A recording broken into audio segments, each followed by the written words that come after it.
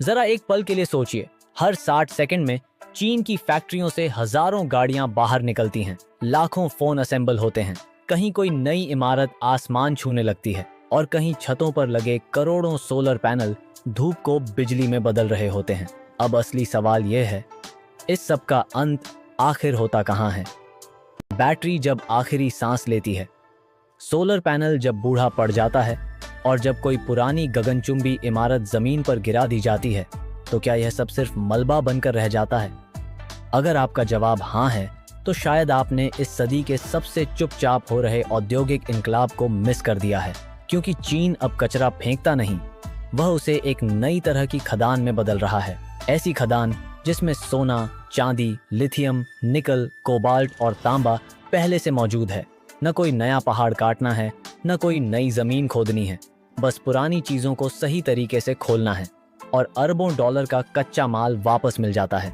यही वजह है कि आज दुनिया का सबसे बड़ा रिसाइकलिंग नेटवर्क अब सिर्फ पर्यावरण की बात नहीं रहा, यह अगले 30 सालों की सबसे बड़ी संसाधन लड़ाई बन चुका है। अमेरिका और यूरोप अभी भी इसका बड़ा हिस्सा लैंडफिल में भेज रहे हैं, जबकि चीन इसी कचरे को अपनी सप्लाई चेन की रीढ़ बना रहा है। और इस कहानी की शुरुआत होती है एक ऐसी चीज से जो बाहर से बेकार दिखती है, लेकिन अंदर से किसी तिजोरी जैसी है। एक मरी हुई बैटरी के अंदर की खदान। एक पुरानी इलेक्ट्रिक कार की बैटरी आपके सामने रख दी जाए तो आपको वह सिर्फ एक भारी काला डिब्बा लगेगी, लेकिन जो इंजीनियर इसे रोज छूते हैं उनके लिए यह चलती फिरती धातु की खान है। जरा सोचिए, जमीन से यही धातुएं निकालने में क्या क्या करना पड़ता है। पहले भंडार ढूंढो, फिर पहाड़ काटो, फिर लाखों टन मिट्टी हटाओ, फिर उसे परिष्कृत करो, तब जाकर कहीं मुट्ठी भर लिथियम या कोबाल्ट हाथ लगता है। लेकिन एक बूढ़ी बैटरी में यह सारा काम पहले से पूरा हो चुका होता है। लिथियम, निकल, कोबाल्ट, मैंगनीज, कॉपर, एल्यूमिनियम, सब कुछ पहले से शुद्ध रूप में वहीं बंद पड़ा है। समस्या सिर्फ इतनी है कि यह सब एक बेहद संवेदनशील मशीन के भीतर सील है और गलत तरीके से खोलने पर आग या धमाका दोनों हो सकते हैं। इसीलिए चीन की आधुनिक बैटरी रिसाइकलिंग फैक्ट्रियां किसी कबाड़खाने जैसी नहीं, बल्कि हाई सिक्योरिटी लैबोरेटरी जैसी दिखती हैं। शेनजन की एक कंपनी GEM इसी काम में 2 दशकों से लगी है। 2001 में शुरू हुई इस कंपनी के पास आज 4.5 लाख बैटरी पैक सालाना अलग करने की क्षमता है और यह अकेली कंपनी चीन की कुल स्क्रैप बैटरियों का 10% से ज्यादा हिस्सा रिसाइकल करती है। पिछले 1 दशक में इसने इतना कोबाल्ट वापस निकाला जितना जमीन से खोदकर निकालने में लाखों टन कच्चा अयस्क लगता। सबसे पहले बैटरी को सुलाया जाता है। रिसाइकलिंग की शुरुआत हथौड़े से नहीं, कंप्यूटर से होती है। हर बैटरी को स्कैन करके उसकी पहचान दर्ज की जाती है। फिर देखा जाता है कि उसके अंदर अभी कितना चार्ज बाकी है, क्योंकि चार्ज बचा होने पर सीधे काटने से चिंगारी निकल सकती है। लिथियम बैटरियां आम बैटरियों जैसी नहीं होती। एक छोटी चूक पूरी फैक्ट्री को खतरे में डाल सकती है। इसलिए बैटरी के अंदर बची ऊर्जा को पहले सुरक्षित तरीके से निकाला जाता है, तभी अगला चरण शुरू होता है। हर बैटरी सीधे टूटती नहीं। दिलचस्प बात यह है कि हर बैटरी सीधे रिसाइकलिंग में नहीं जाती। जो बैटरी कार चलाने लायक कमजोर हो चुकी है, वह अब भी बिजली जमा करने के लिए बढ़िया काम कर सकती है। मसलन सोलर पैनलों से दिन में बनी अतिरिक्त बिजली को रात के लिए स्टोर करना। इसे सेकेंड लाइफ बैटरी कहा जाता है, यानी एक ही बैटरी पहले कार चलाती है, फिर घरों को बिजली देती है और उसके बाद ही रिसाइकलिंग प्लांट तक पहुंचती है। इससे उसकी कुल उम्र कई साल और बढ़ जाती है। लेकिन आखिर में हर बैटरी की एक सीमा होती ही है, जब मशीनें बैटरी को निगल जाती हैं। अब शुरू होता है असली खेल। बैटरी को छोटे मॉड्यूल में अलग करके विशाल औद्योगिक श्रेडर में डाला जाता है, जो स्टील, प्लास्टिक, तार और एल्यूमिनियम को सेकंडों में काट देते हैं। कुछ मिनटों बाद जो बचता है वह किसी कीमती चीज जैसा दिखता ही नहीं, सिर्फ एक गहरे स्लेटी रंग का बारीक पाउडर, जिसे उद्योग ब्लैक मास कहता है। नाम भले साधारण हो, लेकिन यही असली खजाना है। इसी पाउडर में लगभग सारी कीमती धातुएं छिपी होती हैं। बाहर से राख जैसा दिखने वाला यह पदार्थ अंदर से अरबों डॉलर का माल है। इस ब्लैक मास को रासायनिक प्रक्रिया से अलग किया जाता है। लिथियम अलग, निकल अलग, कोबाल्ट अलग, कॉपर अलग। और फिर यही शुद्ध धातुएं दोबारा बैटरी बनाने वाली फैक्ट्रियों तक पहुंच जाती हैं। एक पुरानी बैटरी नई बैटरी को जन्म देती है। यही वजह है कि कई विशेषज्ञ कहते हैं कि आने वाले दशक की सबसे बड़ी खदानें जमीन के नीचे नहीं बल्कि शहरों के गोदामों में होंगी। आखिर दुनिया भर की बैटरियां चीन ही क्यों पहुंचती हैं? दुनिया भर में इलेक्ट्रिक वाहनों की तादाद तेजी से बढ़ रही है और हर साल लाखों बैटरियां रिटायर हो रही हैं। लेकिन इनका बड़ा हिस्सा प्रोसेसिंग के लिए आखिर चीन ही क्यों पहुंचता है? वजह सीधी है। चीन ने सिर्फ बैटरी बनाना नहीं सीखा, उसने उसे वापस खोलना भी सीख लिया। बैटरी संग्रह, डिजिटल ट्रैकिंग, स्वचालित डिसमेंटलिंग, रासायनिक शोधन और फिर नई बैटरी निर्माण, पूरा चक्र एक ही औद्योगिक तंत्र के भीतर घूमता है। यूरोपियन यूनियन ने अपने नए बैटरी नियमों में तय किया है कि 2030 तक बैटरी बनाने में इस्तेमाल कोबाल्ट, निकल और लिथियम का एक तय हिस्सा रिसाइकल सामग्री से आना ही चाहिए। लेकिन यूरोप के पास अभी भी वह औद्योगिक क्षमता नहीं है जो चीन पहले ही खड़ी कर चुका है। यही अंतर आने वाले वर्षों में एक नई भू राजनीतिक बढ़त बन सकता है। सिक्के का दूसरा पहलू हर कहानी की तरह इसमें भी एक दरार है। गैर कानूनी रिसाइकलिंग। आधुनिक फैक्ट्रियां सुरक्षा उपकरणों, प्रदूषण नियंत्रण और प्रशिक्षित कर्मचारियों पर भारी खर्च करती हैं, लेकिन कुछ छोटे अवैध कारखाने इनमें से लगभग कुछ भी नहीं करते। नतीजा यह होता है कि वे पुरानी बैटरियों के लिए ऊंची कीमत देने की स्थिति में रहते हैं और कई भरोसेमंद फैक्ट्रियां अपनी पूरी क्षमता पर काम ही नहीं कर पाती। मशीनें तैयार हैं, विशेषज्ञ तैयार हैं, लेकिन कच्चा माल कहीं और खिसक जाता है। तकनीक आगे निकल चुकी है, पर व्यवस्था अभी भी पूरी तरह परिपक्व नहीं हुई। अगर भविष्य की खान की तस्वीर बनानी हो तो शायद वह किसी पहाड़ या ड्रिल मशीन जैसी नहीं होगी। वह किसी शहर के बाहर बने एक शांत रिसाइकलिंग पार्क जैसी दिखेगी। लेकिन बैटरी तो फिर भी आसान मामला है।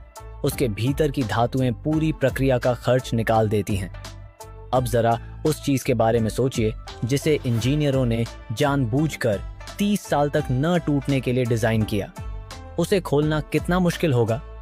यहीं से शुरू होती है अगली कहानी, एक ऐसी मशीन की जो सूरज की रोशनी से बिजली बनाती है, लेकिन उम्र पूरी होते ही खुद सबसे बड़ी पहेली बन जाती है। 30 साल धूप झेलने वाली मशीन जिसे खोलना लगभग नामुमकिन है। अपने घर की छत पर लगा सोलर पैनल सोचिए। रोज की तपिश, बरसात, ओले, बर्फ, धूल, तेज हवाएं और यह सब लगातार 25 से 30 साल तक। अब सोचिए किसी इंजीनियर से कहा जाए कि 3 दशक तक बिना टूटे चलने वाली चीज बनाओ, तो वह हर परत को इतनी मजबूती से जोड़ेगा कि पानी की एक बूंद भी भीतर न घुस पाए। यही वजह है कि जब यह पैनल बूढ़ा होता है तब असली दिक्कत शुरू होती है। जिस तकनीक ने उसे 30 साल सुरक्षित रखा, वही तकनीक अब उसे दोबारा खोलना लगभग असंभव बना देती है। पुराना सोलर पैनल इसीलिए सिर्फ कांच का टुकड़ा नहीं, बल्कि इंजीनियरिंग की सबसे मुश्किल पहेलियों में एक है। जो चीज सबसे कीमती है वह दिखती ही नहीं। पुराने पैनल के हिस्से अलग करें तो पहले भारी कांच मिलेगा, फिर एल्यूमिनियम फ्रेम, फिर कुछ तार। पहली नजर में यही सब कुछ लगेगा, लेकिन असली दौलत इसके बीच कहीं छिपी होती है। सिलिकॉन सेल्स के ऊपर बाल से भी पतली चांदी की लकीरें जो सूरज से बनी बिजली को इकट्ठा करती हैं, इतनी महीन कि आम आंख ठीक से देख भी नहीं पाती। मगर पूरे पैनल की कीमत का बड़ा हिस्सा इन्हीं अदृश्य लकीरों में छिपा है। यानी सबसे भारी हिस्सा सबसे सस्ता और सबसे हल्का हिस्सा सबसे महंगा। एक पहेली जिसे सुलझाने में ही पैसा खत्म हो जाता है। चांदी इतनी कीमती है तो निकाली क्यों नहीं जाती? क्योंकि वहां तक पहुंचना ही सबसे मुश्किल काम है। कांच, प्लास्टिक, सिलिकॉन और सुरक्षात्मक फिल्म इतनी मजबूती से जुड़े होते हैं मानो एक ही चीज हो। इन्हें अलग करने के लिए या तो बेहद ऊंचे तापमान वाली भट्टियां चाहिए या विशेष रासायनिक घोल, दोनों महंगे, धीमे और ऊर्जा भूखे। कई बार रिसाइकलिंग की लागत निकाली गई धातु की कीमत से भी ज्यादा बैठ जाती है। यही वजह है कि आज भी दुनिया के अधिकतर पुराने सोलर पैनलों से सिर्फ कांच और एल्यूमिनियम वापस लिया जाता है और भीतर की चांदी अक्सर वहीं दबी रह जाती है। पिछले 20 सालों में चीन ने जितनी तेजी से सोलर पैनल लगाए, दुनिया हैरान रह गई। और जो पैनल एक साथ लगे थे वे लगभग एक साथ ही रिटायर होंगे। मतलब आने वाले सालों में लाखों टन पुराने पैनल एक साथ रिसाइकलिंग प्लांटों की तरफ बढ़ेंगे। आज की चुनौती कल का विशाल उद्योग बनने वाली है, और जो देश इस पहेली को पहले सुलझा लेगा वही इस सदी के सोलर उद्योग का असली विजेता होगा। लेकिन सोलर पैनल की समस्या तो करोड़ों टन में है। जिस कचरे की बात अब होने वाली है वह अरबों टन में मापा जाता है। जब पूरी इमारतें कच्चा माल बन जाती हैं, हर शहर हर साल बदलता है। पुरानी इमारतें गिरती हैं, नई बनती हैं। जब कोई 30 मंजिला इमारत गिराई जाती है तो पीछे हजारों टन मलबा बचता है। कंक्रीट, ईंट, सरिया, कांच, लकड़ी, प्लास्टिक। पहली नजर में यह सब बेकार लगता है, लेकिन चीन अब इसे भी संसाधन मानता है। रिसाइकलिंग प्लांट में सबसे पहले बड़े लोहे के टुकड़े विशाल चुंबकों से अलग किए जाते हैं। फिर कंक्रीट और आइंटेन जॉ क्रशर नाम की विशाल मशीनों में जाती हैं, जो मिनटों में पूरी इमारत को छोटे पत्थरों में बदल देती हैं। इसके बाद स्क्रीन इन्हें आकार से अलग करती हैं और तेज हवा हल्का प्लास्टिक लकड़ी उड़ा देती है। जो बचता है, इंजीनियर उसे रिसाइकल्ड एग्रीगेट कहते हैं, यानी नई सड़कों और निर्माण कामों के लिए तैयार कंकड़। फिर भी इतना सारा मलबा आज भी लैंडफिल क्यों जाता है? जवाब है अर्थशास्त्र। अगर ट्रक चालक के लिए मलबा फेंकना सस्ता पड़े और रिसाइकलिंग प्लांट तक ले जाना महंगा, तो वह सस्ता विकल्प ही चुनेगा। दूसरी दिक्कत गुणवत्ता की है। अगर मलबे में प्लास्टिक, जिप्सम या रसायन मिल जाए तो उससे बना कंक्रीट बहुमंजिला इमारतों के लिए सुरक्षित नहीं माना जाता। इसीलिए ज्यादातर रिसाइकल सामग्री सड़कों, फुटपाथों और भराव में इस्तेमाल होती है। फिर भी हर टन रिसाइकल किया गया मलबा नई खदानों पर पड़ने वाला दबाव थोड़ा कम कर देता है। अब जिस खदान की बात होगी वह किसी पहाड़ में नहीं, आपके घर की दराज में छिपी हो सकती है। पुराने मोबाइल के भीतर सोया हुआ सोना, घर में कहीं कोई पुराना मोबाइल, खराब लैपटॉप या बंद पड़ा टीवी होगा। आपके लिए यह कबाड़ है, लेकिन रिसाइकलिंग उद्योग के लिए यही भविष्य की सबसे अमीर खान है, जिसे दुनिया अर्बन माइनिंग कहती है, यानी शहरों के भीतर छिपी खदान। यह बात अजीब लग सकती है, लेकिन धरती से 1 टन चट्टान निकालने पर अक्सर मुश्किल से कुछ ग्राम सोना मिलता है, जबकि पुराने इलेक्ट्रॉनिक सर्किट पहले से शुद्ध धातुओं से बने होते हैं। सोना, चांदी, कॉपर, पैलेडियम, एल्यूमिनियम और कई दुर्लभ धातुएं। प्रकृति ने जो काम लाखों साल में किया, इंसानी उद्योग ने वह पहले ही तैयार उत्पाद में बदल दिया। अब बस उसे वापस निकालना है। यह प्रक्रिया किसी ऑपरेशन थिएटर जैसी सावधानी मांगती है।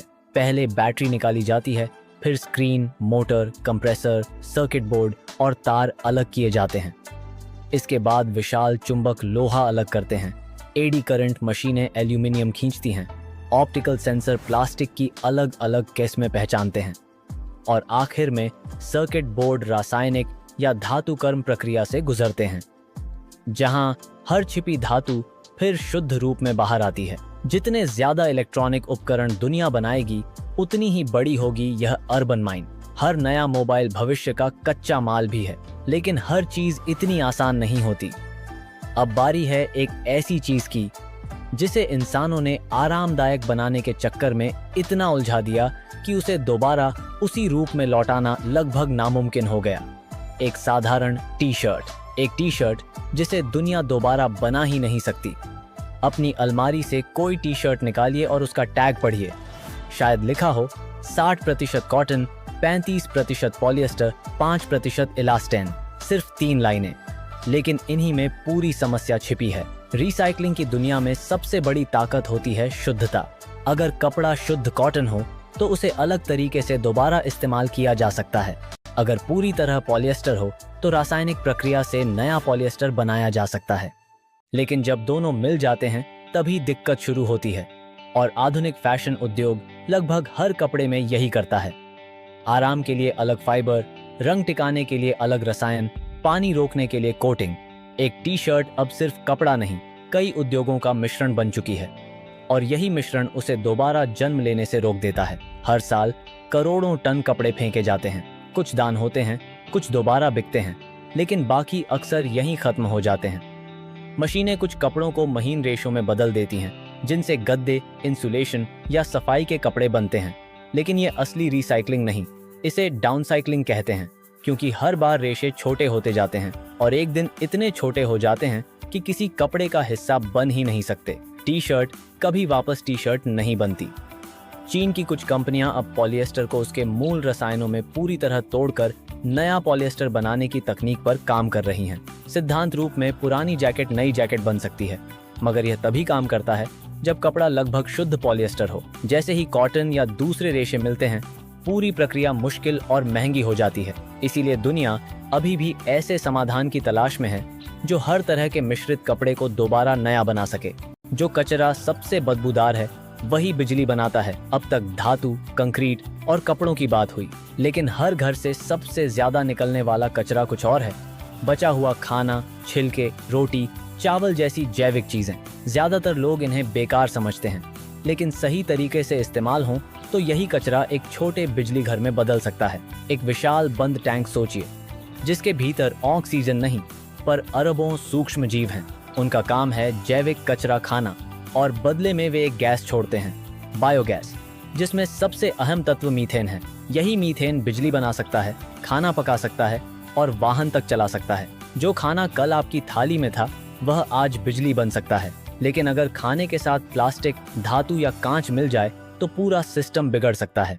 इसीलिए सबसे बड़ी मशीन किसी प्लांट में नहीं, लोगों की आदतों में होती है। लोग सही डिब्बे में कचरा डालें तो तकनीक कामयाब है, वरना सबसे आधुनिक प्लांट भी बेकार साबित हो सकता है। 2019 में शंघाई ने यह सीधे तौर पर परखा।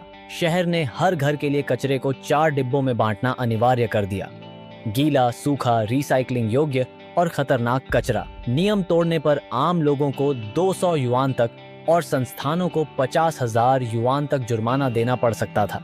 शुरुआत में लोग नाराज हुए। सोशल मीडिया पर मजाक बना कि अब कचरा फेंकना भी एक इम्तिहान बन गया है। लेकिन पहले 6 महीनों में ही अलग किए गए कचरे की दर 70 से 80% तक पहुंच गई।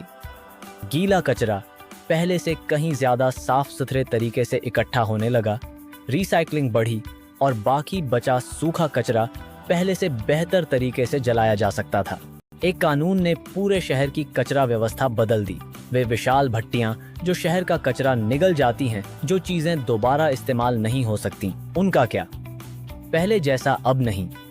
चीन के कई शहरों में उनका सफर एक वेस्ट टू एनर्जी प्लांट पर खत्म होता है, जो बाहर से किसी आधुनिक बिजली घर जैसा दिखता है। बस उसका ईंधन कोयला नहीं, कचरा होता है। विशाल क्रेन हजारों टन कचरा उठाकर भट्टी में डालती हैं। तेज तापमान पर कचरा जलता है, उससे निकली गर्मी पानी को भाप में बदलती है। भाप विशाल टरबाइन घुमाती है और टरबाइन बिजली पैदा करते हैं। जो चीज किसी काम की नहीं बची, वह आखिरी बार समाज के लिए ऊर्जा बन जाती है। पुराने जमाने की भट्टियां धुआं और जहरीली गैसें छोड़ती थीं, लेकिन आधुनिक संयंत्र कई परतों वाले फिल्टर इस्तेमाल करते हैं। विशेष कपड़े धूल रोकते हैं, रासायनिक घोल हानिकारक अम्लों को बेअसर करते हैं और एक्टिवेटेड कार्बन खतरनाक तत्वों को सोख लेता है। इसका मतलब यह नहीं कि तकनीक बिल्कुल परफेक्ट है, लेकिन खुले में कचरा जलाने या अनियंत्रित लैंडफिल के मुकाबले यह कहीं ज्यादा नियंत्रित तरीका है। क्या चीन दुनिया की पहली सच्ची सर्कुलर इकोनॉमी बना रहा है? अब पूरी तस्वीर देखिए। पुरानी बैटरी नई बैटरी बन रही है, पुरानी इमारत नई सड़क बन रही है, पुराना मोबाइल नई इलेक्ट्रॉनिक्स का कच्चा माल बन रहा है, बचा हुआ खाना बिजली बन रहा है, और जो कुछ बचता है वह ऊर्जा संयंत्रों में आखिरी बार काम आ जाता है। यही है सर्कुलर इकोनॉमी, एक ऐसी अर्थव्यवस्था जहां किसी चीज की जिंदगी एक बार के इस्तेमाल पर खत्म नहीं होती, बल्कि बार बार नई भूमिका में लौटती है।